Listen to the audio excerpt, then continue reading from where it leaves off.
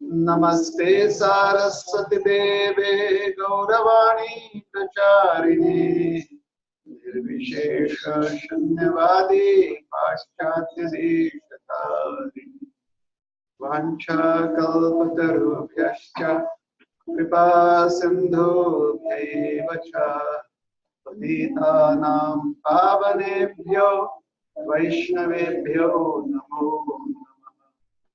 Jai Shri Krishna Chaitanya Prabhu Nityananda Shri Advaita Gadadhar Shivasadi Gaura Bhakta Hare Krishna Krishna Krishna Hare Hare Hare Rama Rama Rama Hare Hare.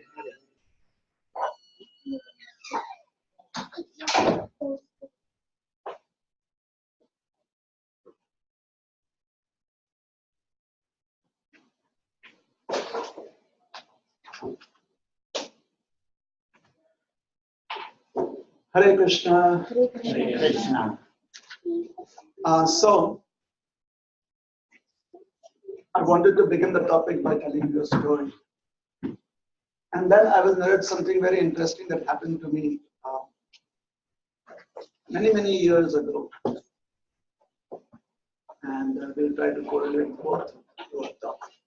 So once upon a time there was a king. The king had a dream. And the next day he was very concerned, so he called for all his ministers, his advisors, the intelligentsia of his kingdom. The king was known to be not just a very righteous king, but also he was very open to ideas and open to progress, very progressive king. So he inquired from his ministers, his advisors, that I have this dilemma and it is related to my dream. And I request all of you to help me resolve my dilemma. So yesterday night I went to bed, everything was normal. And then towards the early part of the morning, I woke up. And I woke up because I had a strange dream. And this dream shook me up and made me wake up. So everyone was very eager to hear about the dream, just as you are very eagerly waiting to hear the dream. So they were also very eager to hear about the dream. And the king said, well, in my dream, I could see myself as a king. And I was taking a walk in my garden. And all of a sudden, I saw myself transformed into a butterfly. I was no longer a king. I was a butterfly. And I was flying from one flower to another flower to a third flower, and I was flying all over the place. And then I woke up because it felt very strange. That is a dream. Now, do you think that is a very lovely dream? For those of you who know where I'm getting to, please stay silent so that I get the credit for whatever comes now. Yes? Well, a butterfly, it could have, turned into anything else. Maybe a snake, maybe a scorpion, maybe an ant, maybe a tiger, maybe another human being, but he got transformed into a butterfly. However, the king's dilemma was that he was not sure as to what was his identity. So he asked his advisors, am I a king who was dreaming that I was a butterfly? Or am I a butterfly who is dreaming that I am a king? Now, for most of us, our conscious response would be obviously a king who's dreaming about being a butterfly. That is the conscious response, because that is how we are in a certain ways biased to think. We always think of dream to be not real. From the scientific, pure biological perspective, a dream is very real. Because technically, whatever would be measured as the signs of life or activity by monitoring your brain activity or monitoring your organ activities, technically you are undergoing a very significant experience. We as conscious beings, consciously, we accept this maybe a biased approach, that this is who I am and I'm awake, and sleep and the dream state is not actually me. It's an alternate, maybe we can say an alternative reality, but many people don't attach the word reality to it. All right. Nonetheless, none of the courtiers were able to give an answer to that. And the reason is, when you are dreaming or when you are sleeping, you have absolutely, you and me, all of us have absolutely no idea as to our identity that we have during the daytime. All these concerns that you have, sometimes when you are very stressful, somebody may advise you that just go to sleep, take some rest, forget everything. I'm not sure whether that's a good advice or a bad advice. If it is helpful, it could be a good advice, but what is that advice making you do? That advice is making you forget your identity. Since your identity is being very stressful to you right now, it could be exams, it could be career, it could be health, it could just be a parking ticket. Since it is stressful, then one of the practical ways of resolving it is just go to sleep. At least you'll be free of stress for some time. And hopefully when you wake up, you'd be able to, you'd be in a better situation to face the consequences or face the challenge. So that brings us to the question of what is our identity? And this question has been asked by many philosophers throughout, and they have come up with their own individual answers. Most of the answers are related to their perceptions, the way they perceive what they consider to be the truth. And that brings me to the second story. This happened to me many, many years ago when I was walking down the streets in Mumbai. Mumbai is a pretty has a pretty dense population. Even if you want to have air for just yourself, you still have to share it with somebody else. I mean, and I'm not speaking of other species of life. I'm speaking of other humans. I mean, their humans do not even consider the fact that trees and other animals could be sharing their same space, because there's so much, there's such huge population per square feet area. We have a joke in Mumbai that you don't need a chiropractor in Mumbai. All you need to do is stand in a crowd, which you find anywhere else, any place in Mumbai. All of your subtle points, they automatically, along with other points.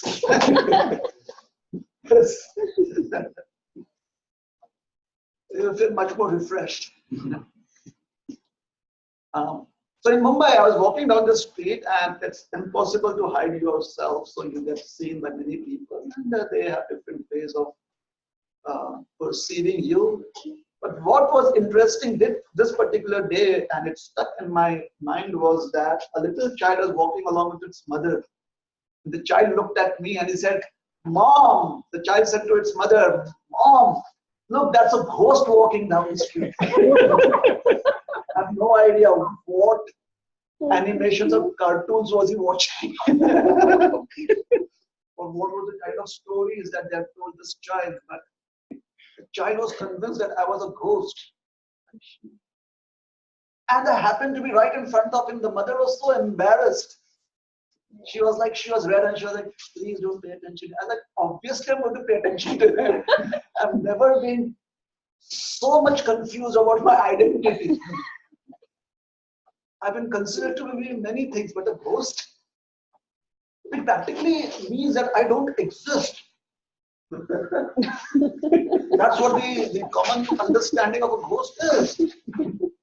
A ghost is an apparition. It is somebody that you imagine or some ethereal personality. And I'm like, "Here, you pinch me. You can feel me." So I really had a identity crisis right there. As a monk, I had an identity crisis. Who am I?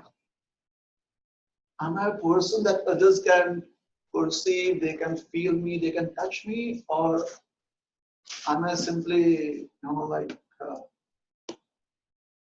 I don't remember those names. I'm sorry. Only wise men can see you, probably. Yes, then people are going to question the wisdom of such wise men.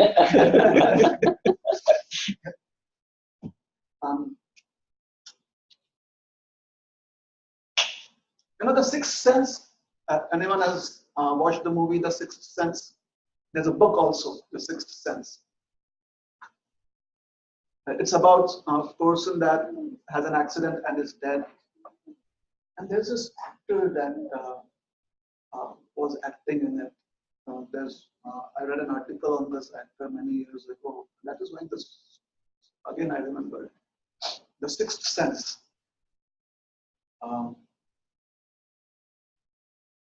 Did anyone here watch movies like from the early 2000s, like 2009, 10, those times? What is the actor's name? Die Hard. Die Hard. Bruce Willis. Yes, that's the person. He was there in this movie and he did not know that he was there. And there was a little boy that could actually see him. It's the Sixth Sense. Some people can. So I was really wondering that, am I Bruce Willis or who? Right now, and this is not a movie. Yeah.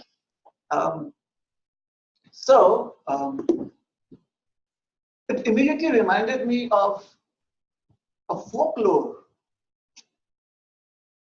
And that hit me hard.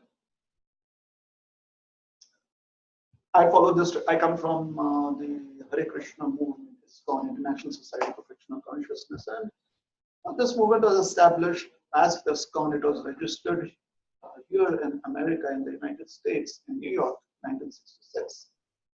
And the founder Acharya, the person who established this movement, is His Divine Grace A.C. Bhaktivedanta Swami Prabhupada. So his spiritual master. He has a collection of these folklores. He compiled them. This is called Upakhyana Upadesh. It basically means lessons to be learned from these folklores. So one of the folklores that he has put into that compilation is about a person, a living person that was turned into a ghost just by sufficient rumors going around. So a king would always favor a simple yet wise man who was completely non-corrupt. So the other members of his court who lived a life of corruption, they found the situation to be very difficult.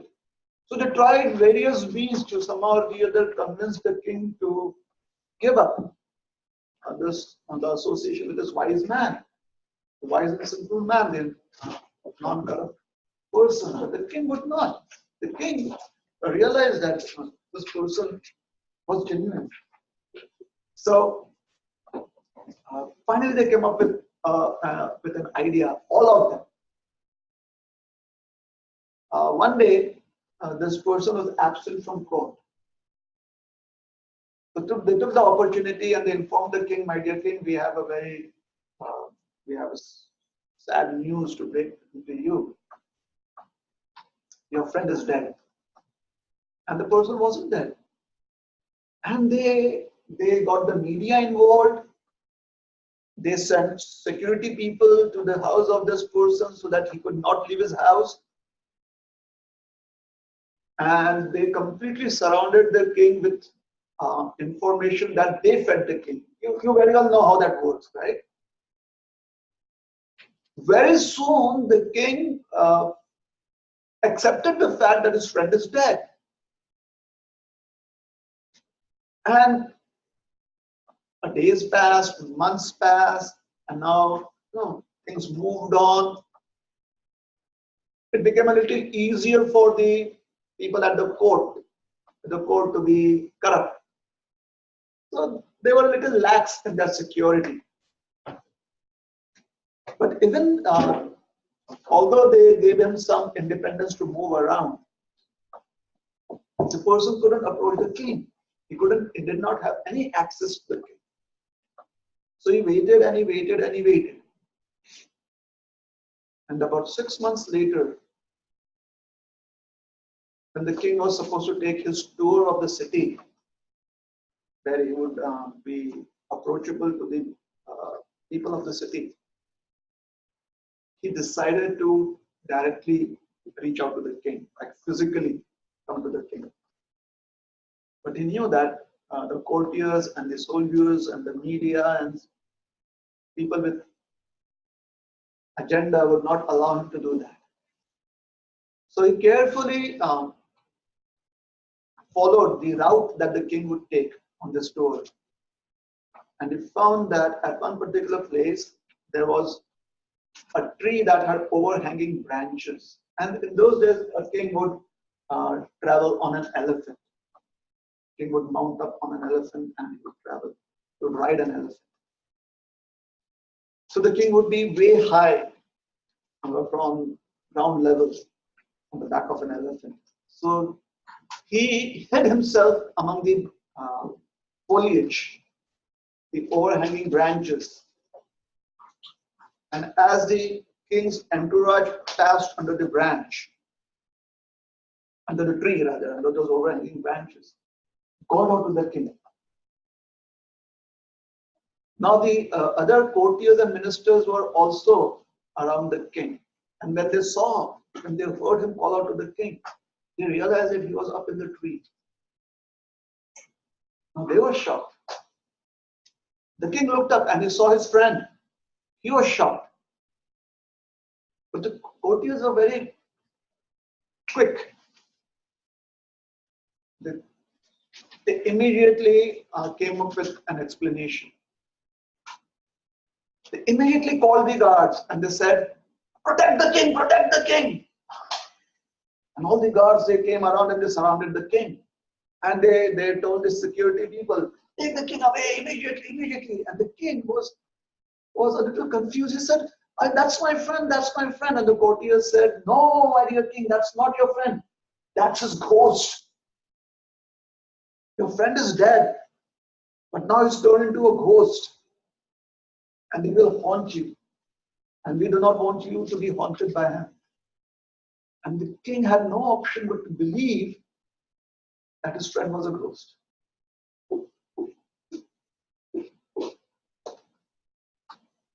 So how do you define I? What is my existence? Because seemingly my existence depends upon my social security number, my bank statements, passport, friends, the yearbook,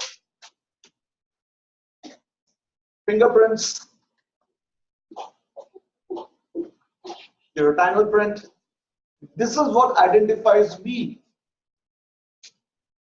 Yes? It will depend upon what are my achievements. That also defines me. Like if I have got certain the Pulitzer Prize or the Nobel Peace Prize or something like that, been knighted by the Queen. But practically, a major part of the world's population may have not heard about me. They have not heard about my achievements.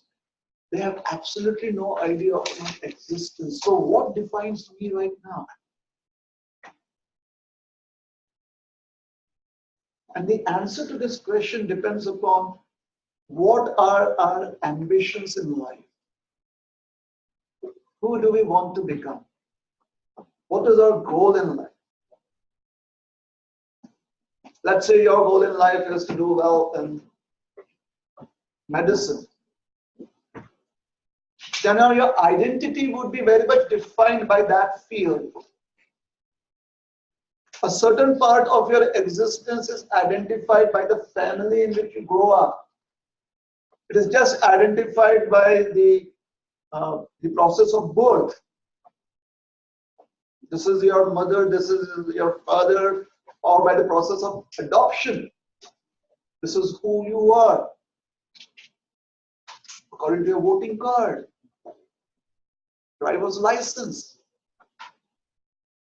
And the overwhelming pressure that is created by the agencies that create these identities, actually people start believing that they are so and so. And it is not just the agencies that are responsible. It depends upon what kind of goals you create in life. I come from a place, like India and China, practically half of the world's population lives there. Practically, 25% at least, 25 to 30%, right? China is the biggest, then comes India. India doesn't like to be second, so we are trying to catch up. Catch up. We are not just catching up, but we are also exporting the population. There's so much migration taking place. Still, the population is increasing. That's amazing. What if everyone was in the same place? So the maximum population is there. And the way they identify an individual is very strange. It is just related to your family traditions or your career options. And a person lives through that identity throughout one's life. Why is that? Because a training has been given that one must be true to one's family, to one's roots, family traditions, or one must be very successful in one's career. Someone came up with this statistic. I haven't really researched on it, but I would love to quote it right now, and you can later on troll me for it. It doesn't matter. By the time a person becomes educated through the educational system of today at the age of 21 and has been through university by 21 to 25 years of age, the person has been sufficiently trained to give up the use of 71% of one's intelligence. Sufficiently trained to do that. Because our intelligence naturally always forces us to discriminate and to analyze and quantify and qualify things. That is what our intelligence does. But the educational training, which is basically very much career oriented or it is ambition oriented,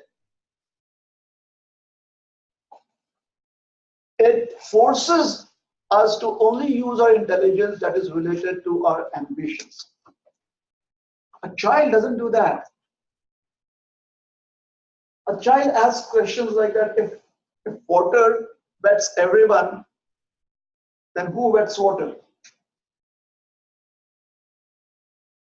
And that's inquiry, that is discrimination, that's inquisitiveness.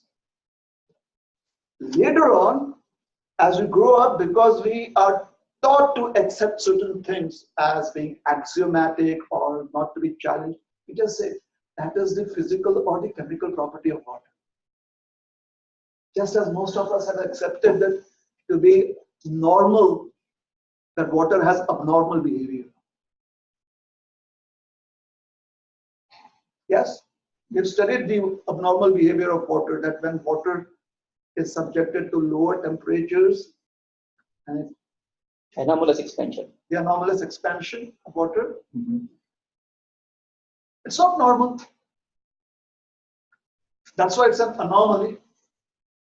But we consider the anomaly to be normal. As rational beings, how can we do that? How can we consider it to be normal? We have to still consider it to be an anomaly. The reason we consider it to be normal is because, very simple, it suits our needs. It helps us get benefits from it. And as long as it helps us achieve our benefits, our needs in life, which have been defined by society, which have been defined by family traditions, which have been defined by the educational training that we have received, we are normal to accept the anomaly. No one researches, and so maybe we are limited in the scope of researching as to why would water behave like that, because that why would make us question who designed it. And that question is very troublesome. It's too troublesome to handle. Yes? So in today's times, it's easy to accept the fact that people can convince us to look into a microscope and tell us that this is how a cell looks. Basically, you are telling me how a cell looks, and I have to identify that cell according to your description by looking into the microscope. And it works because the benefits are there. Hence, I don't challenge it. If I don't get the benefits, that is when I'll challenge your perception. That is when I'll challenge what you see under the microscope. So everything is self-centered. The entire identity, understanding of one's identity is very much self-centered, and the self is considered to be not our true existence. The self is considered to be our idea of who we are when we receive benefits. What is in it for me?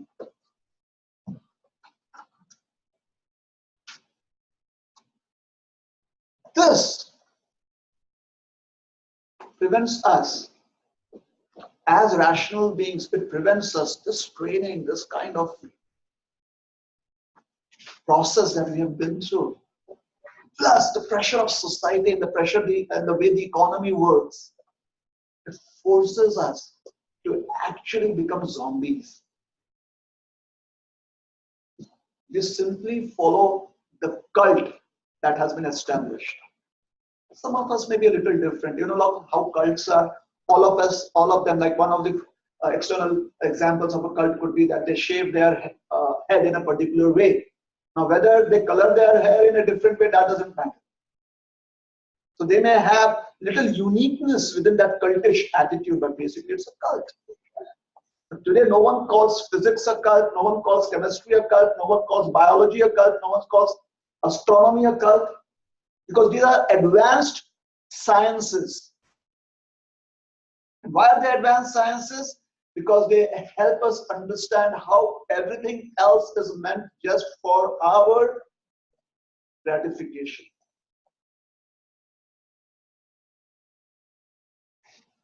So I would like to conserve the environment. It is not, although I make an absolute statement, this is not an absolute statement. There's a lot of exceptions available. Like the human population is like so many, like 5 billion, I guess. I may be wrong. Yes, population is like 2 billion right now. So let's say 10 billion is the human population, then 1% of 10 billion, which is a huge number, could be the exceptions.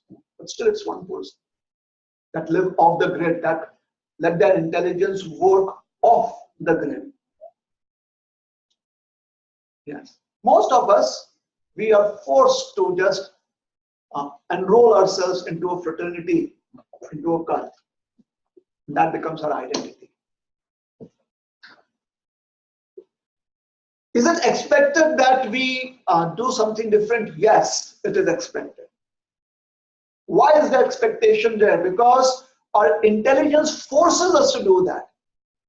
Unfortunately, due to the frustration that we experience when our intelligence forces us to think outside the box, because of that frustration, we are not understanding why the frustration is there. That leads to a lot of friction and that leads to a lot of issues. The first thing that may be needed, the first level that we may have to achieve in trying to understand our identity is to unlearn everything. Unlearn it. It doesn't mean that we stop believing that the information is relevant or the information is correct. When I say unlearn, I mean that we stop believing that this is our ambition, this is our goal in life. That is the unlearning we have to do. Correct? Most of the people who enroll themselves here in the university, it was because of your educational orientation. You felt that this is where you would be able to live your dreams, or you feel that some of us will just do it because it's the best career option that we have, and some of us think that this is what is your inner need, right? Hence, you gave up so many other options that are in life, and you're okay with it. You decided to unlearn. You decided to disentangle yourself from all the other things that you had begun to learn. You could have carried yourself forward in that stream of education, that field of education, but you disconnected yourself from that. It's as easy as that. You decided you did not want to be a botanist. You decided you did not want to be a farmer. You decided you did not want to be a janitor right now. You just decided that you want to be an engineer or whatever else right here. So it's so easy. Did you receive training? Did you receive certain kind of education that will help you become a janitor in the future? Yes, you did. Yes, we all did. Did you receive training to be a biologist, to be a botanist, to be an astronomist? Yes, we received the basic education for all of that too.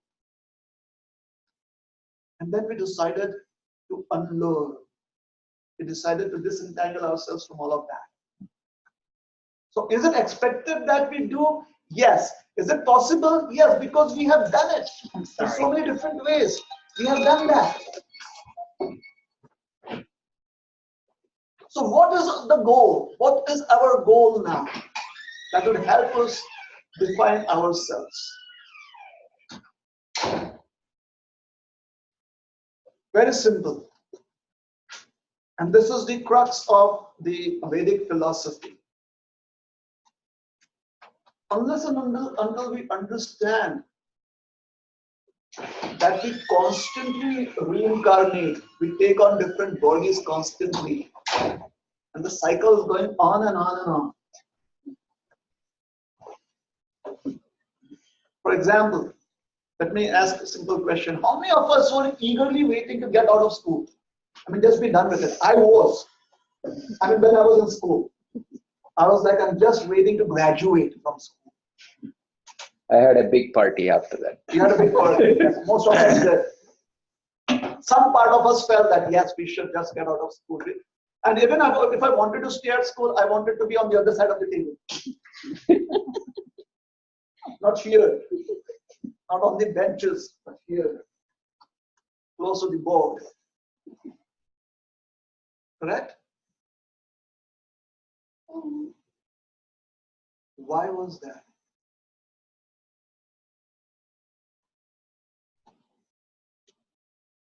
If you take it from the Vedic perspective, This is how one changes from one form into another, from one perspective into another, from one body into another.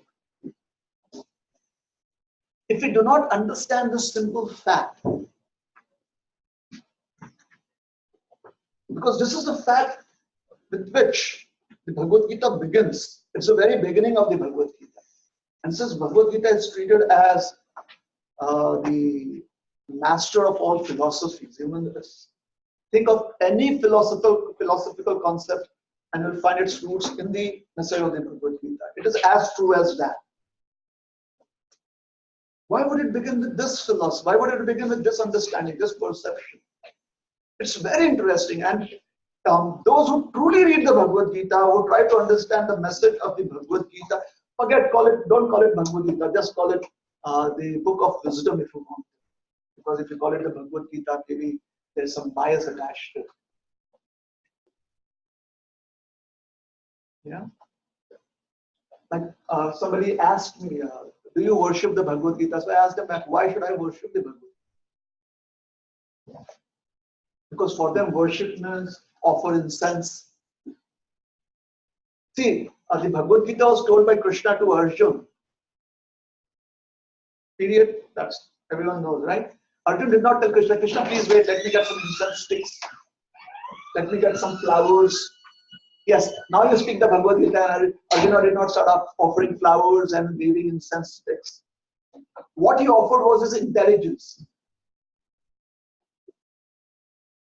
So I asked him, why should I worship the Bhagavad Gita? Oh, because it is a religious book. I was like, what? Everyone has a Bhagavad Gita here, right? You have a personal copy of the Gita, correct? Most of us would keep this at home and only bring it for our classes. But there's another form in which the Bhagavad Gita exists. The digital version. Do you think you're going to worship your phones just because you worship the book? Just imagine there's an altar where everyone keeps the religious book.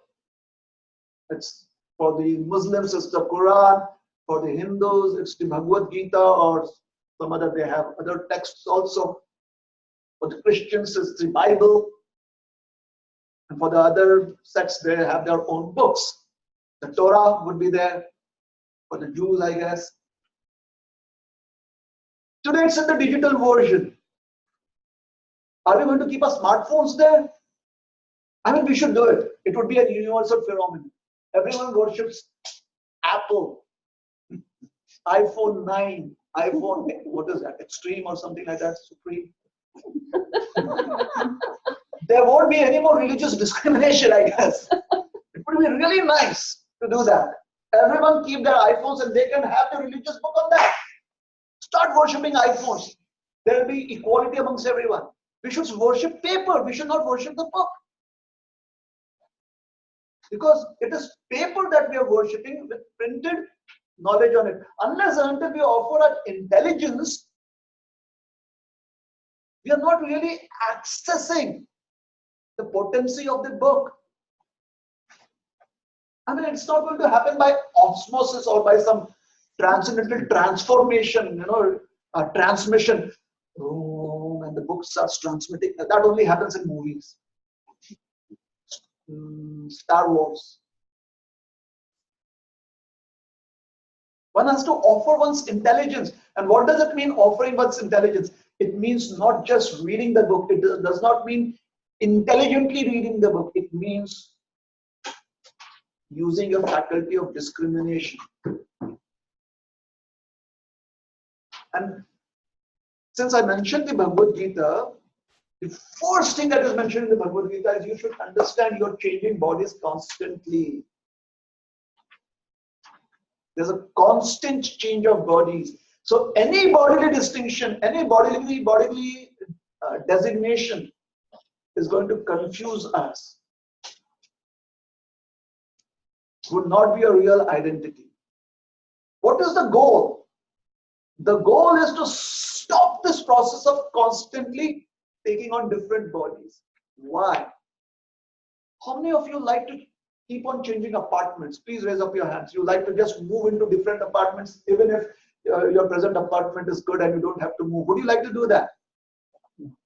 Anyone wants to do that? Move apartments. If you are in a good relationship, do you want to change relationships? Hey, it's done with. Every 5 months I change my relationship. Even though things are going good. Does anyone do that in their right frame of mind? Oh, that is just how I am. Every 5 months I do it. No, you don't. We need stability in our life. And what is stability related? Basically, what is it connected to? Basically means the things that you connect with, you identify with.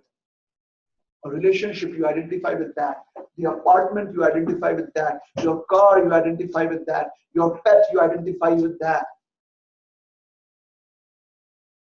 So an identity which helps you have almost, if possible, eternal relationship with every other aspect of nature. When you look at books as a 5th grader, that's elementary school as yet. Is it? 5th is elementary?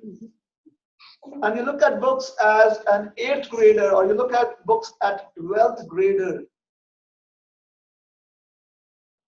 You should be able to have your relationship with knowledge in a similar way.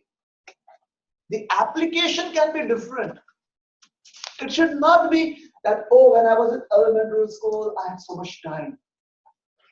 In middle school, I have so much time. High school, I practically have no time. College and university, it's so tough.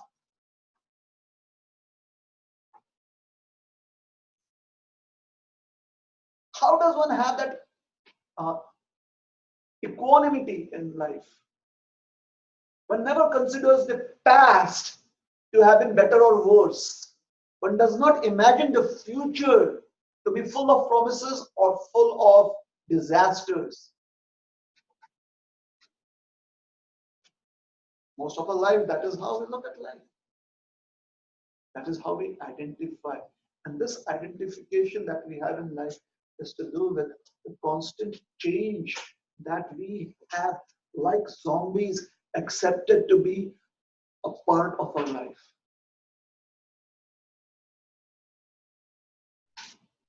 So if reincarnation is a reality that we are experiencing right now, let's say we accept this fact, then why are we not happy with the situation? So we are not completely justified in simply accepting the change of bodies or reincarnation as a reality in our life. What we have to accept is that we are not happy with the constant reincarnation that's taking place. The only thing that seems to be constant is the change. Whereas we want to have another existence. The applications may be different, but our identity with the objects or with things or with people or the way we perceive everything, that we need to have some constancy. So that inquiry brings us to this world, this realm of exploration. Where would I find data, information, a community, a society that would help me with my quest? So unless and until we have these ambitions, these goals, the change in that. And it doesn't mean that we have to change who we are right now. We just have to start using our intelligence as we have unconsciously let it become biased. Biased, as I said, by family traditional values, outlooks, by communal values, community values, by the so-called constitutional amendments or the constitutional rights and duties. Right? All these systems that we have set up These systems were meant to help us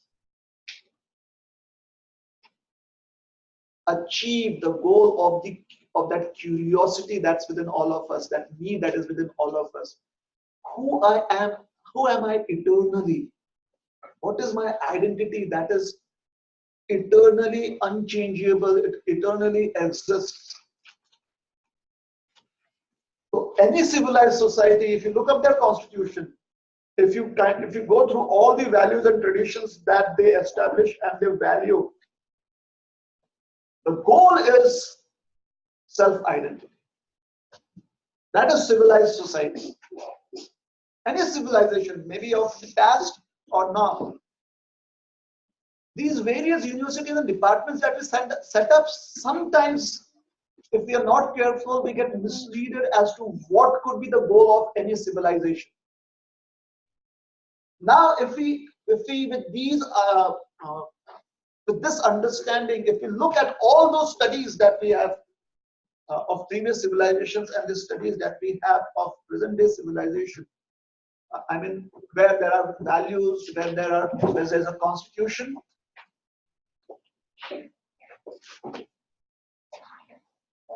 you'll see that the goal of all of that ultimately is to understand your eternal self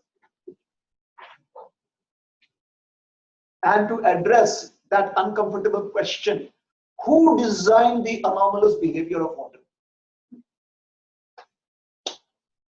All of them will be oriented towards that, but vested interests would not allow the common population to go through it, to read that, to understand it. Vested interests will not allow that. And I'm not saying vested interests just of the people around us, our own vested interests, the kind of training that we have accepted to be a reality. So this place that I come from, where 30% of the world's population is there, when they hear that I trained myself as a doctor and now I am a spiritual person, it shocks them. Because it breaks their myth. It challenges their myth.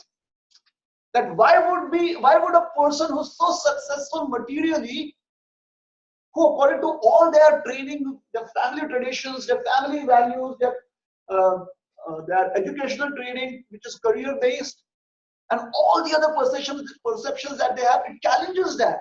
They think it's unique. They think it's something exceptional. My dear friends, it's not. It's the most normal thing to do. Because to search for and understand what's one's identity is the most normal thing to do. Anyone would do that. Who am I? Mom, who am I? That is what a child asks. And the mother says, my dear child, you are my son or you are my daughter. There it starts off. The next time a child is asked by anyone, who are you? I'm such and such person's son or daughter.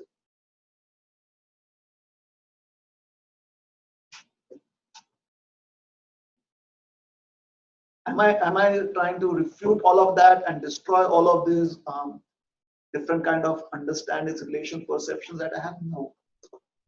What I'm saying is all of those have different goals as your achievements in life.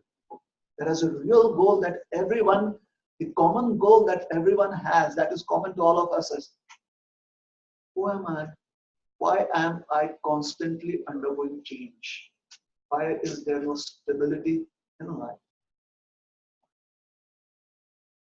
And there will be poems written about it. Oh, just look at the river.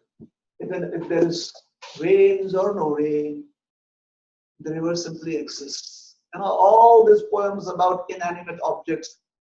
This is the frustration of animated beings.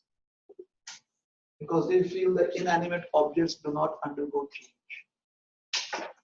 Or not as much as they undergo change. Now, if we have to understand, or if we accept, let us accept that we are eternal beings that have a constant identity. Would that be boring? Would that be monotonous? Not really. Everyone here has some experience of cooking. Yes, we have had an experience. So there is a common ingredient that you begin with. that forms the base of the product, the thing that you're going to cook, the preparation that you're going to cook. You begin with that. It could be potatoes, it could be tomatoes, it could be both. Correct? Now let's suppose you're not sure of what your initial ingredients are going to be.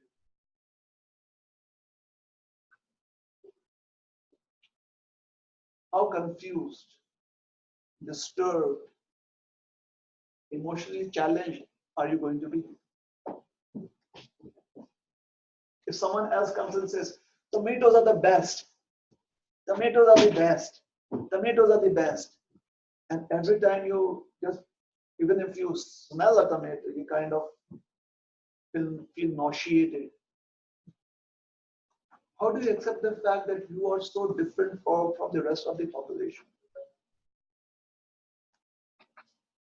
Should we have some special needs classes for such a person to help that person gel in with the rest of the population?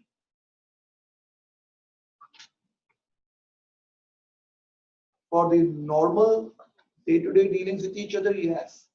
But does it resolve the issue that why am I different from someone else? Is it all right to be different?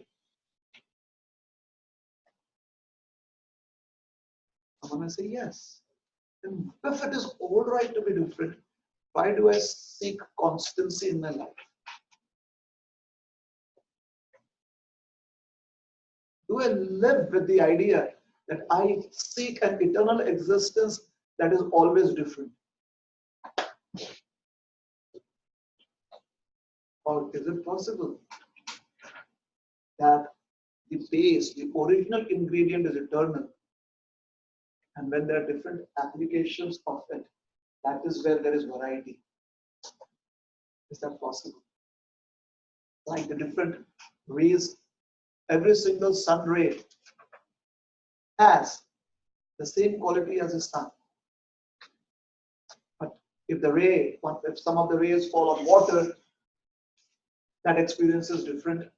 Perception is different compared to the rays that fall on the ground, compared to the rays that fall on the tree leaves. The ground is not going to, the rays are not going to facilitate the earth, the mud, to have photosynthesis. But that it would not help the water also to do it, but it would help the vegetation inside the water that is able to receive the rays, to assimilate it and have the experience of photosynthesis as compared to the vegetation on the ground. Are we going to have photosynthesis? No, we don't have photosynthesis. For us, it would help us in developing vitamin D, melanin. That is what the sun rays, the quality or the chemical composition of the sun rays does to us. So every single particle of the ray of the rays of the sun is similar to each other, but the effect depends on where they fall. What is the effect that they produce? So similarly, is it possible that all of us can have a similar constitution? That is the very base existence of ourselves. But what we come in contact with, how we deal with it, that brings in the variety. Or are we going to say that essentially each one of us is a different composition? And if we suggest that each one of us is a different composition, there is going to be a lot of issues in trying to bring about harmony.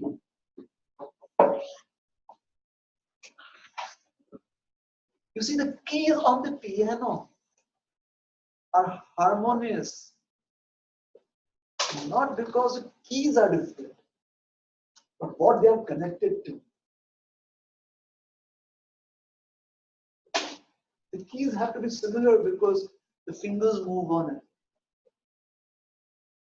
They have to be of a similar constitution. The reeds that they are connected to, those reeds they are of a different, or they produce a different pitch.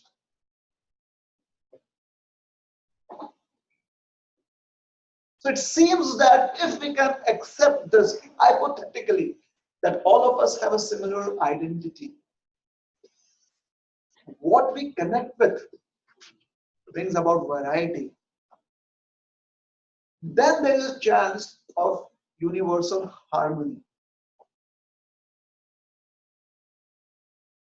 We will be really accepting of each other's differences, knowing very well, just as the sun rays are similar in composition to each other, but what they connect with brings about a differences, brings about variety. Similarly, we are similar in composition to each other, essentially. What we connect with brings in the variety and the differences. So I connect with biology, I become a biologist. I connect with chemistry, I'm a chemist. I connect with the earth, I could be a farmer or a florist.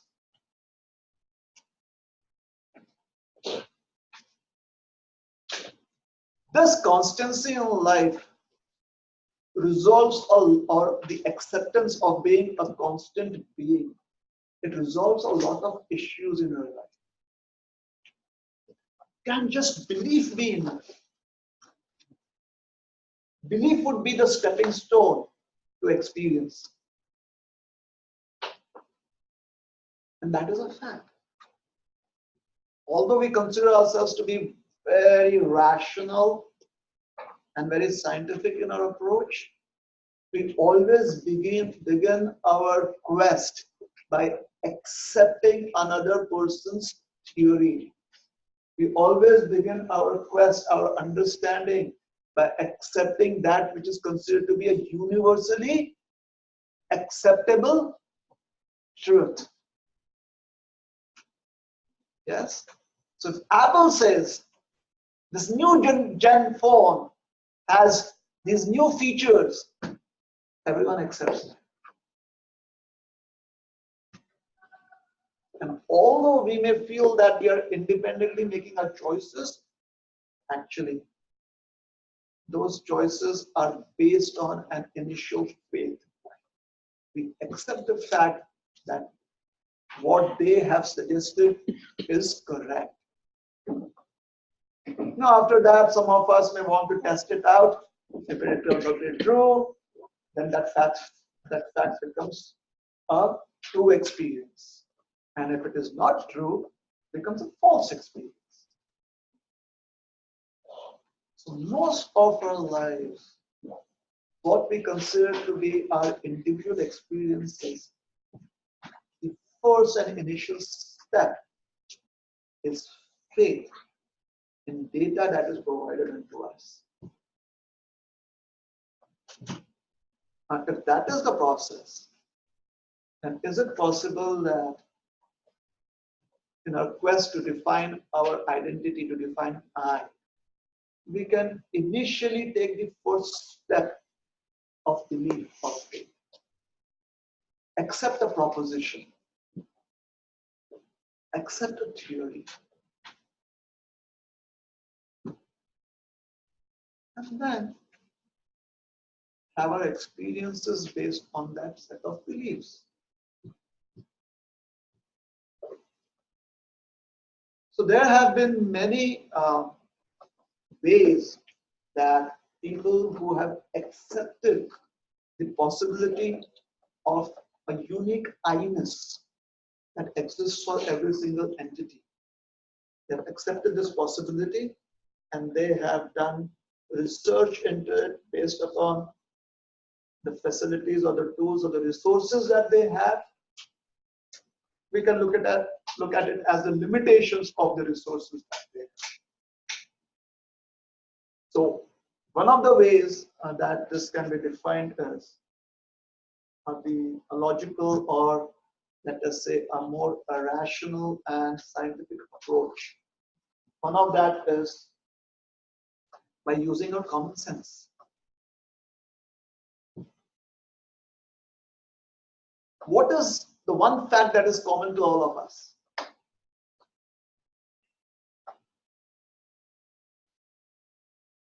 We all are alive today and we will die someday. We can think. Some people can say that, even though I'm alive, I'm actually dead.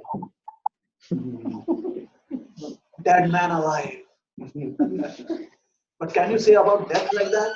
Even though I'm dead, actually I'm alive. Walking Dead. The Walking Dead.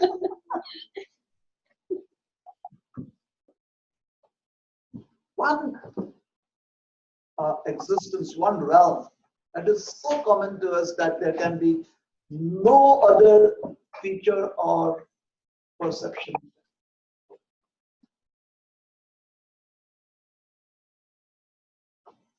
Life can be looked at different ways. Healthy life, happy life, sad life. This. Can you look at death in the the death was very good or the death was very bad? Can a dead person say, I had a very happy death? I died in a traffic accident. I had a miserable death. It's true. Dead people never speak. Yes. So we can safely say that death is one commonality amongst all of us, all species of life. Actually, this is a feature of time. The only entity that does not die in this material world is time. It just keeps on changing. It's like goes in a cycle.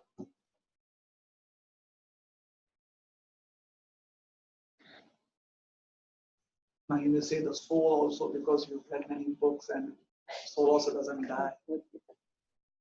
Do we have experience of that? Do we have experience of dying never dying?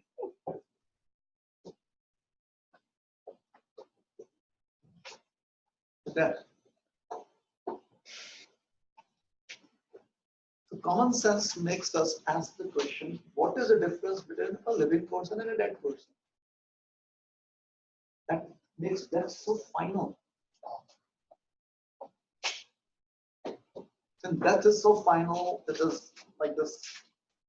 Everyone has to accept that this is a phenomenon that no one can avoid. And there's no different levels to death. Slow death, fast death. And I tell a dying person, you're dying a slow death. Fast death. Peaceful death, died in the sleep. So what is the difference between a dead person and a living person? Consciousness. Basically, it's a person. A dead person is not a person anymore. Did you ever realize that? Think about it. As soon as a person dies, we consider that to be not a person but a dead body.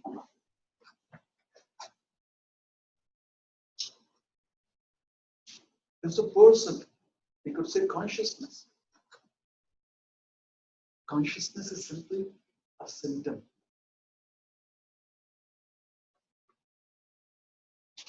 Yes? How do you know something is alive or dead? Whether it exhibits consciousness or not. Correct? Now, exhibition of something is a symptom. What exhibits that? What is exhibiting consciousness? A living entity. So that's common sense.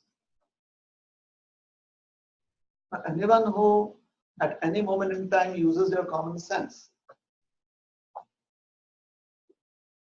they usually come to this conclusion, yeah, there's no person here, it's just the body, it's just the apartment, it's just the external casing.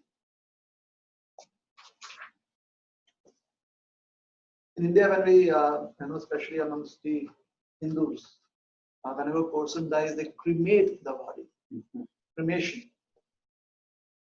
But before they do the cremation, there is this of it is called the Antim Yatra.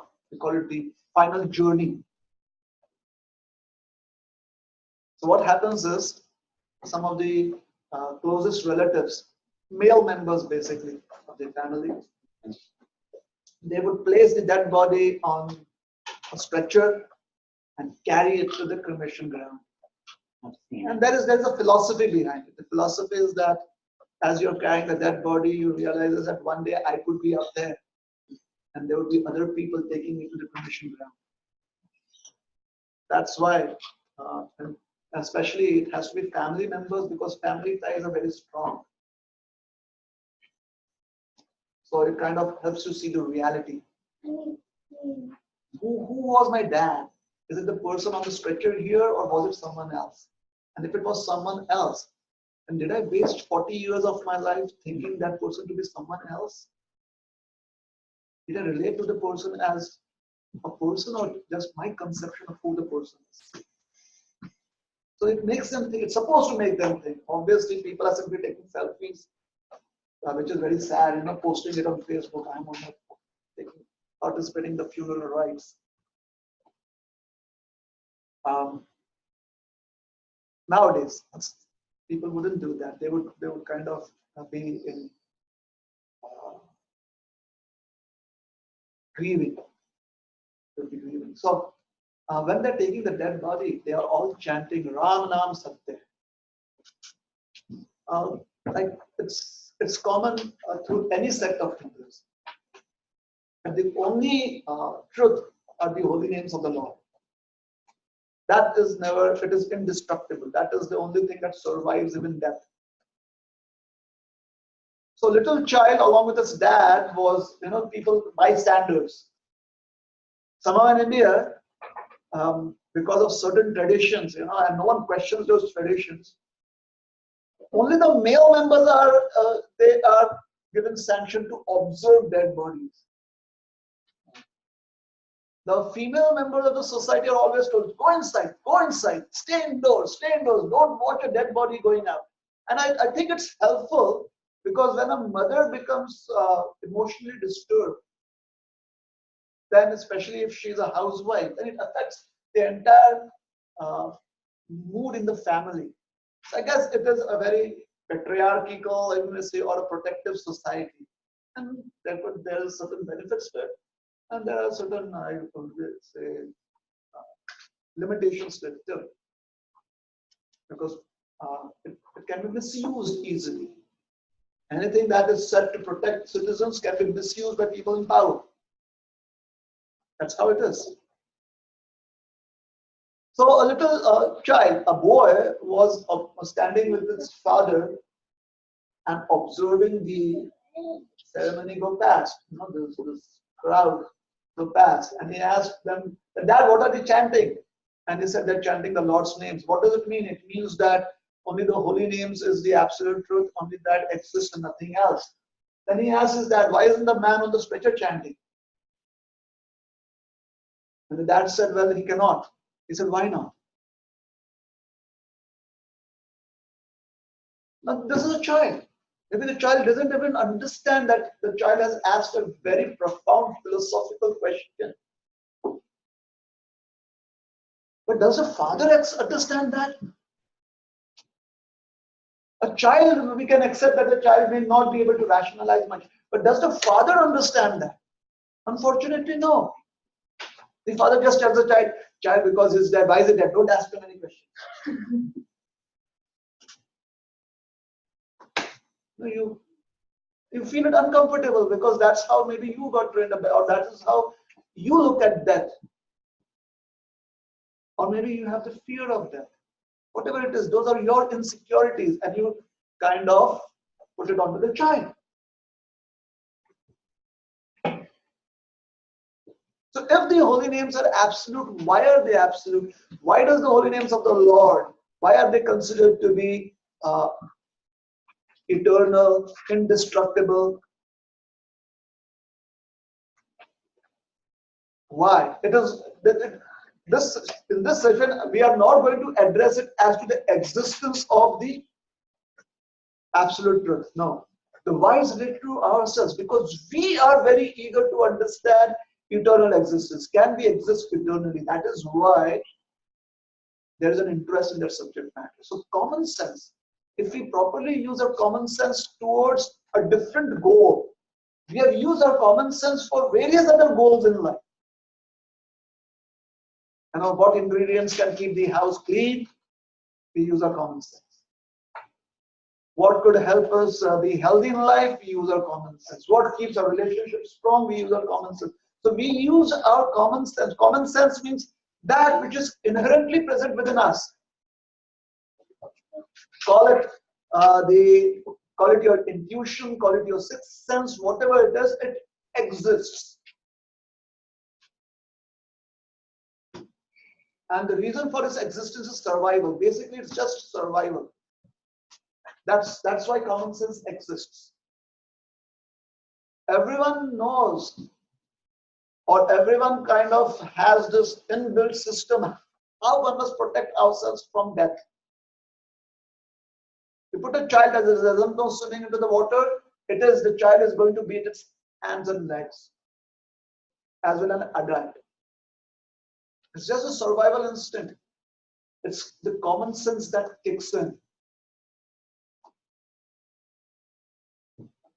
And this common sense is pushed by the desire to survive, by the desire to be eternal. So please we must use our common sense in trying to go deeper into our existence as eternal beings. So a few of these researchers who have they have not just accepted that common sense is helpful, but they are researching into the eternal existence of the living being. They have documented various experiences in life which have been used in various presentations like me here. We can use them.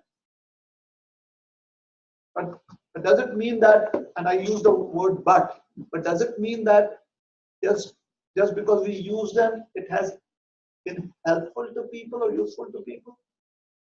I'm not sure because there's been no study or data published on it. Two phenomenon that has been helpful, and it has been because there's documented evidence for it that points to the existence of an eternal alternate reality other than the body and the mind. Other than these two is what is called as near-death experience and reincarnation of past life memories. And there's a lot of documentation on it. You'll find it all over the internet. So I'm not even going to go into that. I'm not even going to state cases about it. Please do your own research. Near-death experiences are where technically, according to all the instrumentations that you have, a person is dead. And some of the researchers, they debate on whether it is 4 minutes into their death or 5 minutes into their death, whichever. So there's a debate on it that actually 5 minutes after technical death, it is still possible that a person can revive. Still possible in the sense that only a few of them, they revive. And that is why they say there is a possibility. Why that happens, they have absolutely no idea. So people who have undergone technical death, in the sense, medical science says that the soul has left the body. Somehow or the other, the soul does come back. But that is not what is interesting about near-death experiences. What is interesting is that the soul, or the person, when the soul does come back, the person does revive. Therefore, it is called near-death experience. Near-death experience means technically, according to all the instruments, the patient has flatlined. But within a certain time limit, there is revival. So they don't give up. what makes NDEs a little different from regular revivals is that in NDEs, a patient remembers or a patient gives an account of the external experiences that the patient was undergoing, although the patient is supposed to be unconscious to external activities. And by being unconscious, it means the patient has been put into deep sleep, like a dream. Like a dream, but this deep sleep is induced by medication under anesthesia.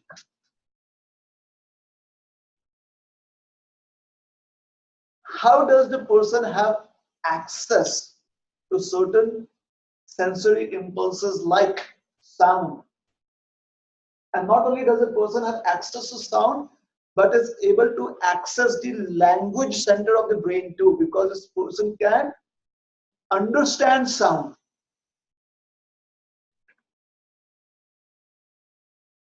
So, does general anesthesia mean that a person is completely now under the influence of not just the drugs but in the control of instruments? Or does it mean that the person is still conscious?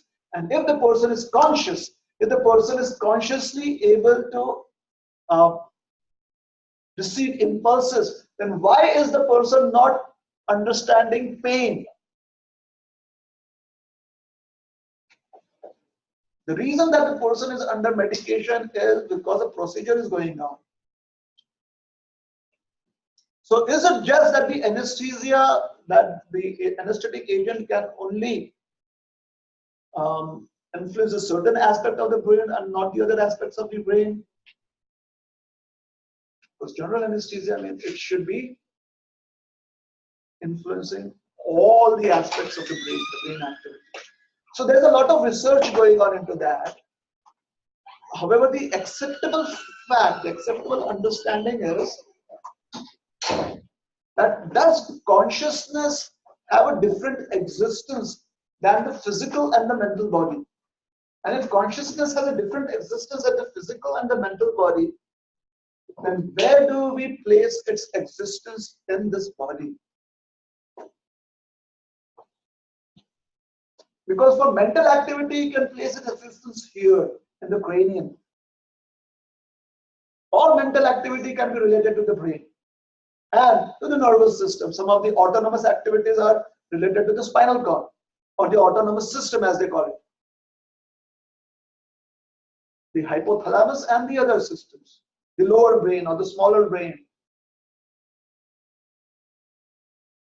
So the mental aspect or the mental existence, the existence of the person in terms of perceptions, can be connected to the physical brain. How do you connect consciousness to the physical existence? It's been a challenge.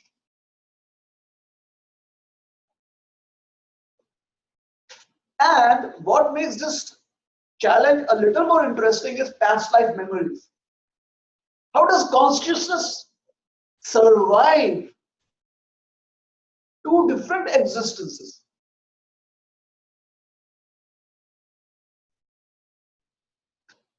Now, there are going to be detractors too. Some of the detractors say that why is a person not able to remember everything from past life? Given any normal situation, most of us don't remember everything from our present lives that we have experienced in the past. I mean, that would be, the server would just blow up, go down. If we were to remember everything that we have done in our past, in this present life, every single day, what most of us don't even remember what are the different activities we did in the morning today. We just have a general idea. Oh, I got up, I took bath.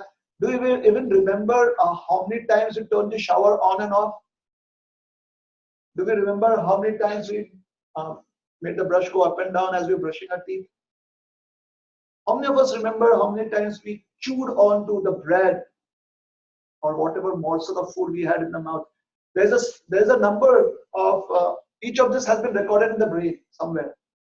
Do we remember it? So we have selective remembrance. even in a present life. Why do the detractors want to take away the existence of this idea that life can exist beyond death? By this premise, that why don't they remember everything from past life? Selective remembrance. Selective remembrance does not in any ways negate our existence. Otherwise, we can easily say that I did not exist till the first 20 years of my life because I don't remember most of it. I was never born. I never grew up. In fact, I'm existing right now. This is how I am and I will be always. So past life memories and especially documentation of it now.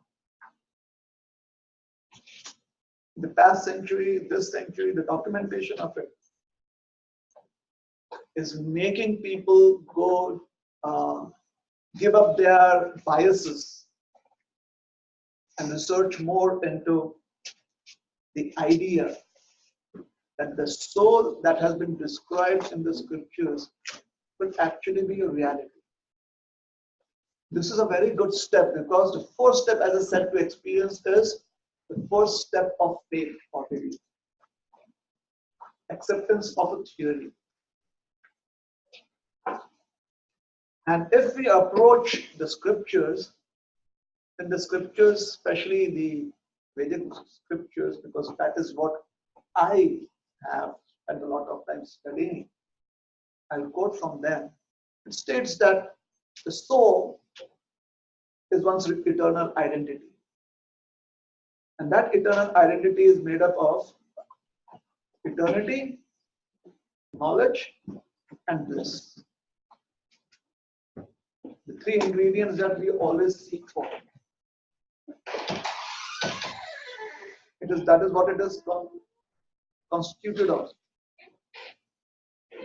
Due to certain circumstances, the soul has accepted a mental framework that is called as the subtle body and an external physical framework which is called as the gross.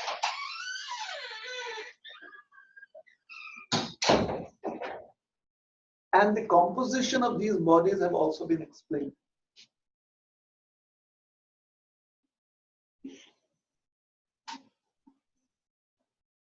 What do we do with this information is the most important aspect. Rather than just the composition has just been explained to help us understand different levels of activities that we may have to perform. What are the activities that will address the mental level or the subtle body, and what activities will address the physical level or the external or gross body? So the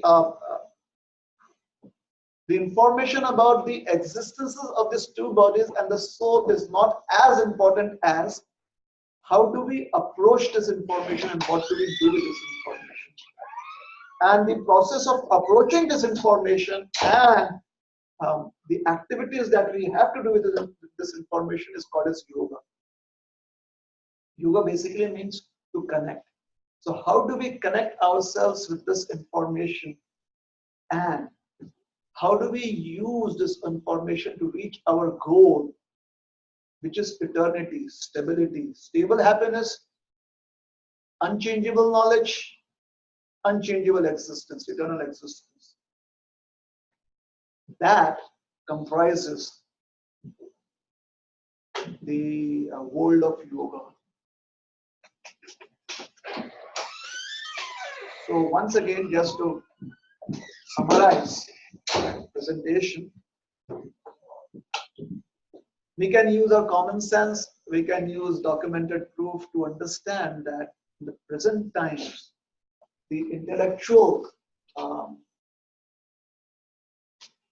society is slowly expressing its belief in the existence of an eternal soul. and doing research into it. Based on that research, at least there is an understanding that the conception of the mind and the conception of the physical body that we have presently does not in any ways help us understand consciousness. So are we going to accept the microscope of the scriptures and look underneath it to find out what is the composition of consciousness? If yes, then that is spiritual science. And when we look under this microscope, then we see that the basic information is that the eternal soul has changing bodies because of certain circumstances. And when we address those circumstances, we try to come up with different systems that help us negotiate those circumstances through a process called as yoga. Then the consciousness is released from this embodied state, this state of bondage. And what is this bondage? How is it perceived in the present world? It is perceived through the phenomenon of death. No one wants to die, but everyone is a bonded labor to death. We serve as bonded labors to the phenomenon of death. So, through yoga, we can try and practice the understanding of what I am and how do I release myself from this bonded state of existence. So I'll stop here. Thank you very much. Hare Krishna. Hare Krishna. Any questions? You mean I can bring this to the YMCA yoga class and tell them that they are practicing this to be released from the bondage of their bodies? Hopefully, yes. We could do that, provided we tell them that what we are doing is, I think when we practice what we call as yoga at the YMCA, we are doing just the physical exercises, different asanas. It is just like when you take students out for PE class, children, physical education.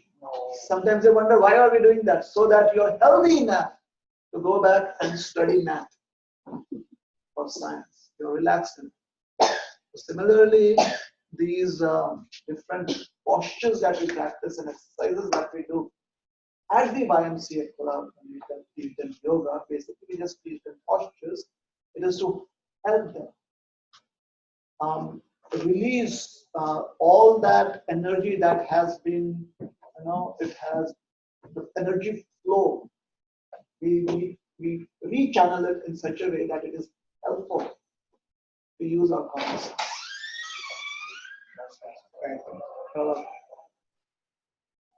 Any other questions?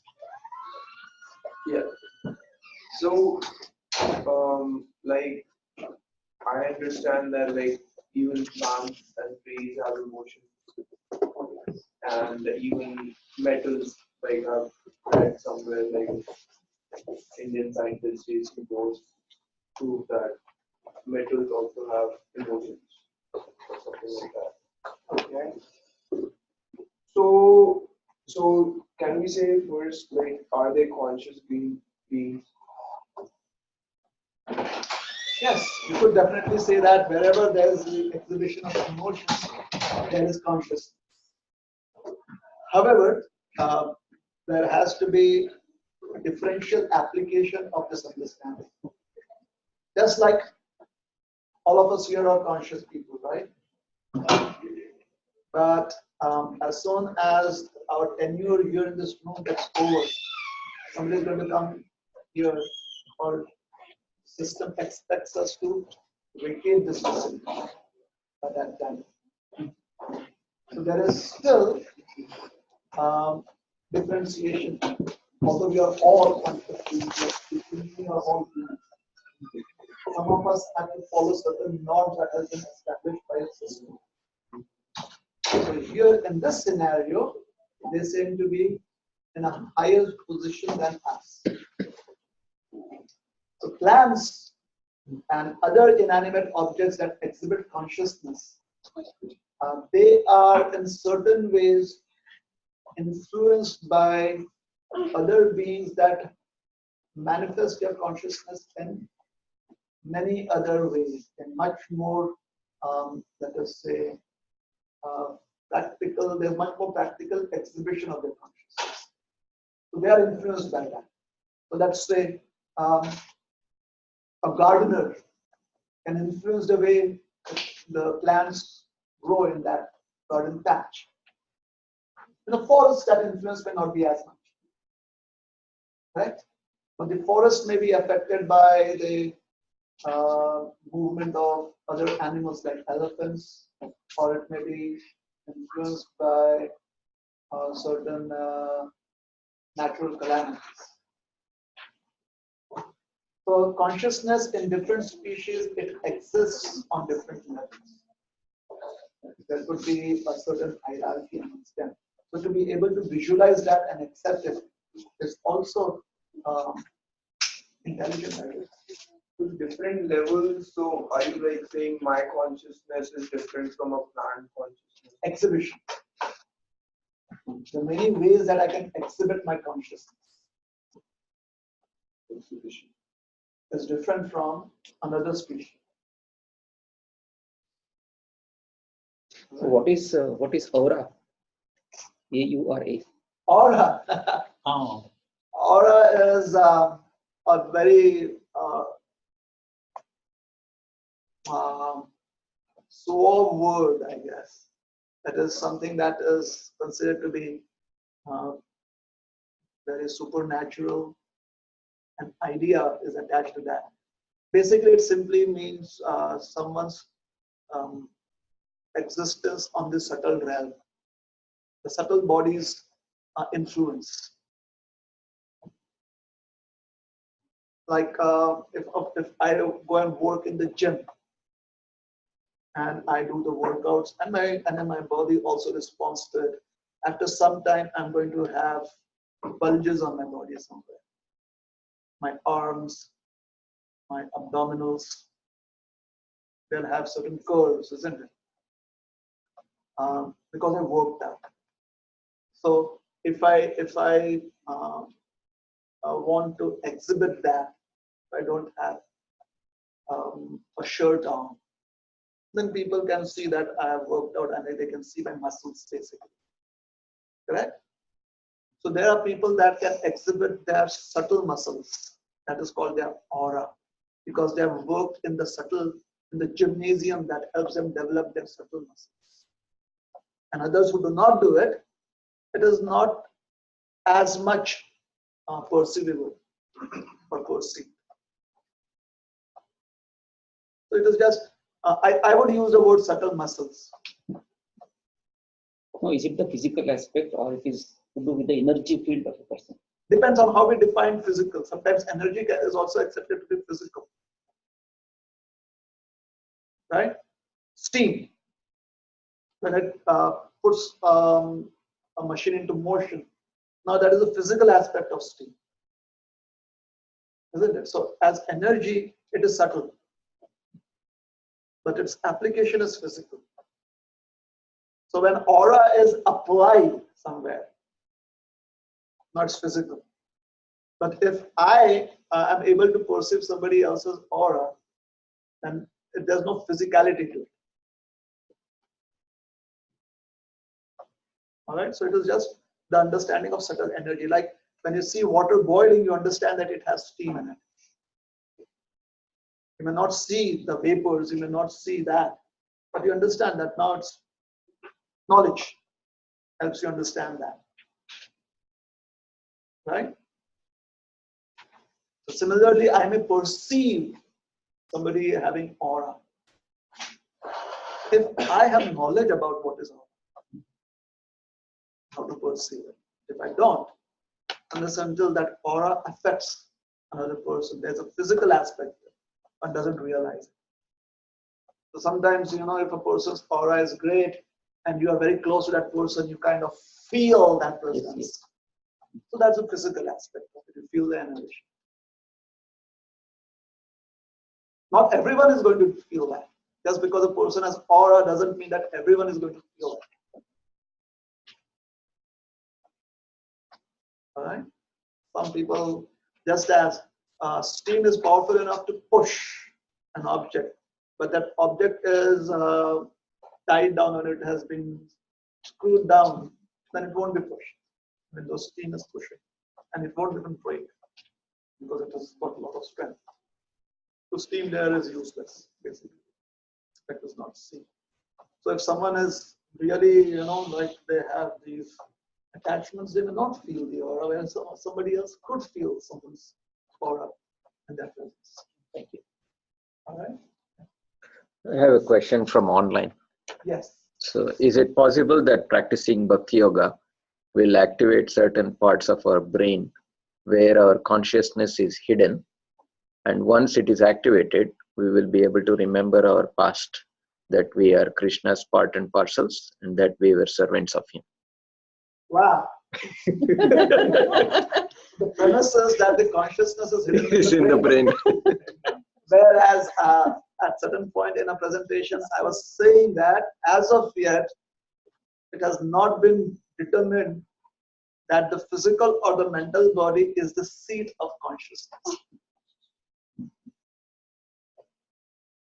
It is not. It hasn't been determined like that. Or I haven't read, I haven't seen any research like that. I would be happy to be corrected. So consciousness can be exhibited to the physical body and the mental activity. That is the way that we can perceive consciousness. Correct? But as it was mentioned that how do we understand that plants have consciousness? And there are certain techniques, there are certain experiments that we have to do. Like the dark room experiment. And just allowing a small ray of light to enter. We see the plant grows towards the ray of light. That shows that the plant has intelligence. It has an intellectual quotient, is IQ. It's related to its existence. Or having an instrument that helps measure the gases that can be produced in that environment. So you have a closed atmosphere, put a potted plant into it, and you'll be able to measure whether carbon dioxide is released or it is absorbed. That is what J.C. Bose did. He established that to say that plants respire, respiration. I haven't read about the emotional aspect of metals. I haven't read about that. But I think since you mentioned it, there may be some mention of this. I wouldn't comment on that. So consciousness can be exhibited, right? How do we explain the transfer of consciousness if it only exhibited through the brain or the conscious, the transmission of consciousness from one life to another? Because the physical and the mental body are gone. So certain memories seem to be existing with another element which you call the soul. Now when that soul enters into another body, takes on another body, one of the ways that the soul will exhibit itself, its memories, is again through that body. Right? So the question being asked is, will Bhakti Yoga help us do that? We are thinking what we are accepting is the premise that Bhakti Yoga is a physical technical process. Whereas yoga is the process of unlearning. Unless and until we unlearn, we detach ourselves, we disentangle ourselves from all the training that we have received, we will not be able to practice yoga properly. Let's say you have trained yourself to be a biologist and now you decide to become a chemist. Because you train yourself to be a biologist, you'll always find yourself being oriented towards the biological aspects of chemistry. And what will it do? It will make you it will force you to invest. You'll not be able to invest the same amount of time as a person that is purely investing time into chemistry. Because the previous training is going to affect you. So it is very important that you always unlearn, you always detach. As soon as that impetus comes in, you say, I'm not a biologist anymore, I'm trying to be a chemist. So whenever we try to approach consciousness through physical sciences, we are trying to use our training from physical sciences to access consciousness. There's only to certain levels we can do it. As I said, NDs, OBs, and past life memories. Now, hoping that past life memories can be triggered through physical processes, rather than trying to practice yoga, which will help us disentangle ourselves from this as you know, the circumstances that made us bound within that. That would be a right approach. The right approach is to try and accept a process that may not necessarily be according to the training that we have received.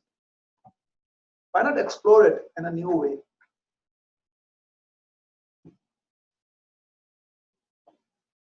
All right. So, will it be possible to trigger? If somebody wants to do that, I wouldn't want to detract. I wouldn't want to be that detractor. That's what that is their goal in life. If that is what is one of the missions that they want to achieve in life, go ahead, do it. But that's your personal choice. If you're asking me what is my personal choice, then I would like to simply accept yoga as has been defined in the scriptures. I would like to give that a chance first. Which basically means following a particular lifestyle, following certain practices, and trying to reawaken all those energy pathways that are within me, that it helped me release myself from the bondage of this death, the process of death, basically, birth and death. So if I can give my approach this process according to, I have to put my faith beliefs somewhere, isn't it? So if I just put my belief and use my time for this process, personally, I would like to do that. If somebody else wants to try a different approach, they can definitely try and see. They can let us know if that is possible or not. There's no limitations to the things that we can explore and find out in this world. What do we do with it? What is the goal? What do we achieve? Let's say by Bhakti Yoga, we do remember our past life and we remember that we are servants of Krishna. We do that. All right? That is the way. Just by remembering our past lives. Now, is it important that we remember all our past lives, or do we just remember that we are servants of Krishna? So if you remember that we are servants of Krishna, if we can remember that, it may not be necessary that we have to remember all our past lives. The reason is, a parallel example that can be given to help us understand this is that, let us say that the dreams that we have is not reality. Our wakeful existence is reality. Let us just accept this premise. Then to understand that I am such and such person in my wakeful state, we do not need to remember all our dreams to understand that. There's no need to remember all of our dreams. If we just remember the dream that we had last night, and on waking up, we understand, oh, that was just a dream. I was asleep and I was dreaming that. That makes us understand a reality in this wakeful existence, isn't it? So as soon as we realize in this life that I am the soul, which is embodied, that has a body, if you have that realization through practice of yoga, then there's no need, there may not be the necessity to remember all our past lives. Because each of these past lives could be considered to be a dream state. So if I wake up from the present dream state,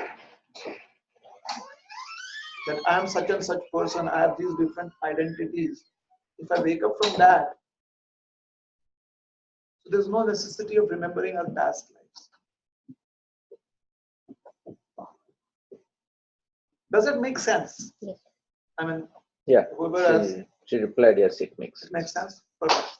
Thank you. Question. Yes, please.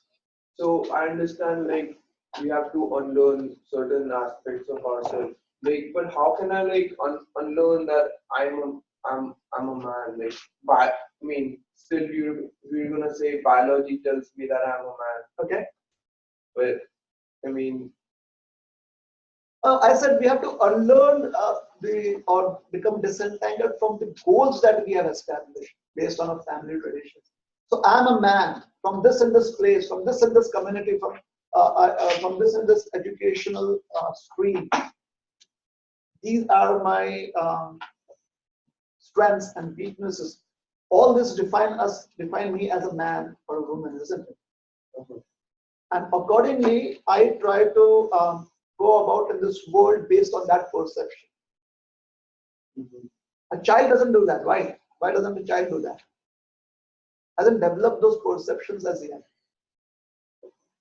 Right?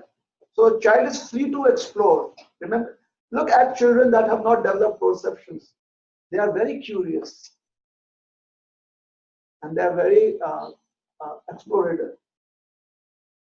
So when I say unlearn, I say these perceptions, we have to disentangle ourselves from these perceptions.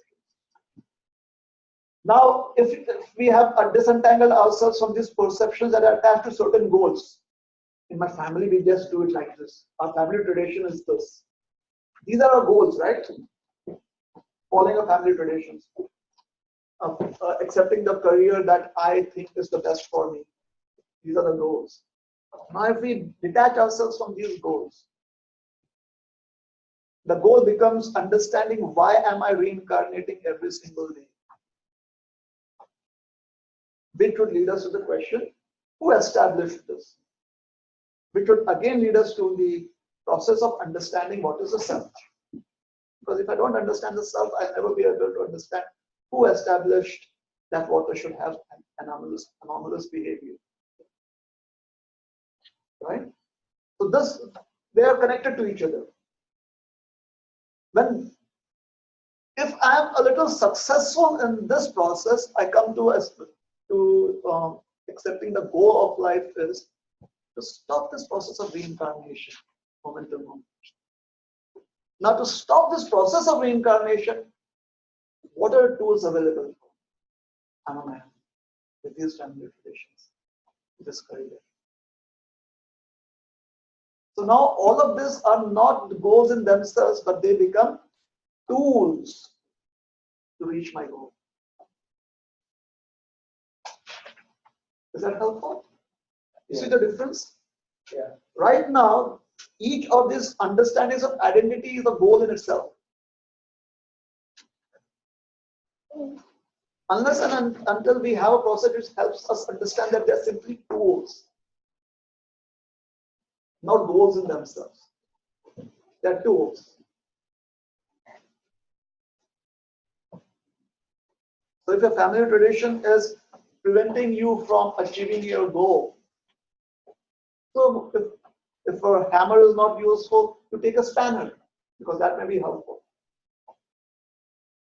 It becomes much more easier. There isn't much conflict. But if the goal is, how can I give up my family traditions? Because that is the goal, to upkeep my family traditions, to hold my family traditions. Somewhat the goal is to learning that you're a consciousness by unlearning that you were a man, right? No, by unlearning that the goal is to know that you are a man. The goal is to establish yourself as a man.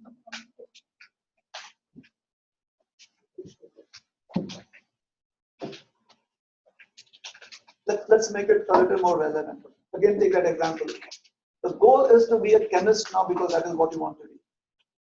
You have to unlearn the idea that you are a biologist. You may have received training in it. You may have been good at it. But now that is simply a tool. If it is helpful for you to understand chemistry, you use it. If it is not helpful, you give it up. Correct? So the goal is to understand how to stop repetition of taking different bodies. So if it is helpful, and if the understanding that I'm a man is helpful, we use it. If it is not, we give it up. Okay, I'm not a man. I'm just a living being. Okay, I'm a man. And I could, do activities as a man, which will help me achieve my goal. Now it becomes a tool. It is just another resource that could be used or it could be left out. Yeah? Technically, in the scriptures, these would be called as attachments or asakti. They're called as asakti. So what I call it in today's terms is resources or tools. Okay, is it helpful? All right. Please, Yes. if we on the